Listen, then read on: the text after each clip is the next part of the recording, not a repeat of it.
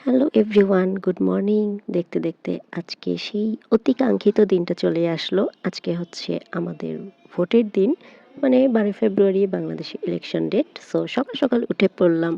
জীবনে প্রথমবারের মতো আজকে ভোট দিতে যাব। আর বাসার পাশেই কেন্দ্র হওয়ায় খুব একটা সমস্যা হচ্ছিল না, তাই ভাবলাম যে সকাল সকালই চলে যাই, কারণ খুব একটা বেশি ভিড় থাকবে না।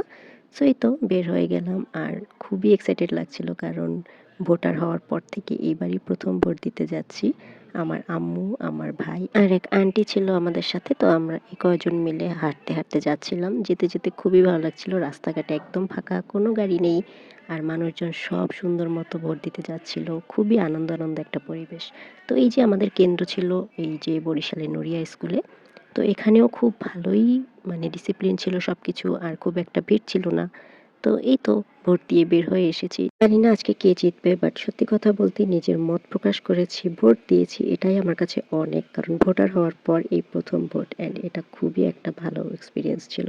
যাই হোক, that's all for today. Thanks for watching. তোমরা কারা কারা ভোট দিয়েছো জানিও। বাই।